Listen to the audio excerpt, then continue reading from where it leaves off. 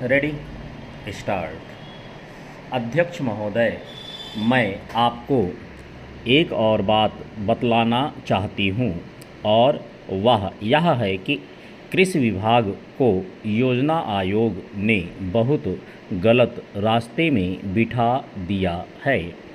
उन लोगों के पास लड़ने के लिए दम नहीं है और देश में खाद्यान्न का उत्पादन बढ़ाने के लिए जो योजनाएं चाहिए और उनके लिए जो धनराशि चाहिए वे उनको पूरी तरह संस्वीकृत नहीं करा पाते हैं।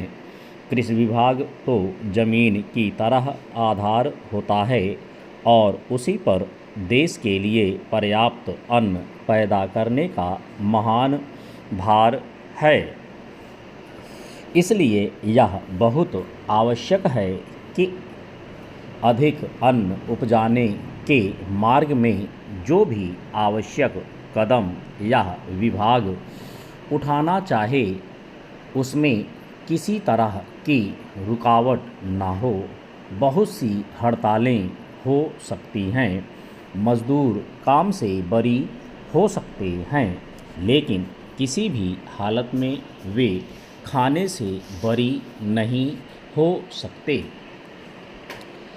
अब हम देखते हैं कि मिलों और कारखानों में हड़तालें हो जाती हैं, छुट्टी हो जाती है, तो आम काम के दिनों की अपेक्षा लोग उन दिनों में ज़्यादा खाना खाते हैं, ज़्यादा दावतें करते हैं। आज यह हमारे लिए यह सर्वाधिक महत्व का विषय है कि हमारा अन्न का उत्पादन उस गति से बढ़े ताकि हम अपनी खपत से अधिक उत्पादन कर उसका निर्यात कर सकें। सरकार तथा इस मंत्रालय के लिए यह समस्या एक बड़ा सिरदर्द पैदा कर रही है। हर एक विभाग में बड़े बड़े अधिकारी बैठे हैं और हजारों रुपए के बड़े बड़े वेतन ले रहे हैं, लेकिन मुझे दुख के साथ कहना पड़ता है कि उनका दिमाग कार्यालय की मिसलों और कागज़ों में लगा रहता है। इस विभाग का काम बहुत ही महत्वपूर्ण है। प्राकृतिक कोप के कारण जो समय समय पर हमारी फसलों को नुकसान होता है, इससे भी अपनी फसलों की रक्षा करने के लिए आवश्यक कदम उठाना इसके जिम्मे है।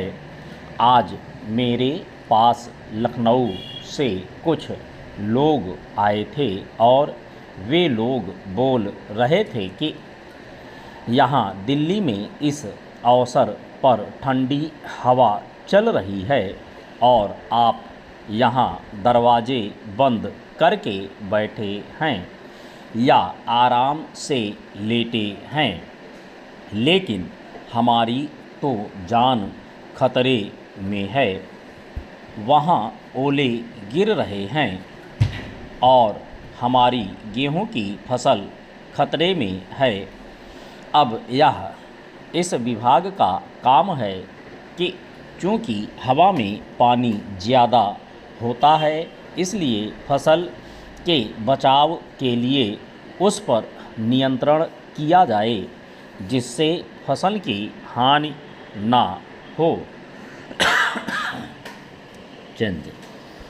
अध्यक्ष महोदय, मैं आपको एक और बात बतलाना चाहती हूँ और वह यह है कि कृषि विभाग को योजना आयोग ने बहुत गलत रास्ते में बिठा दिया है।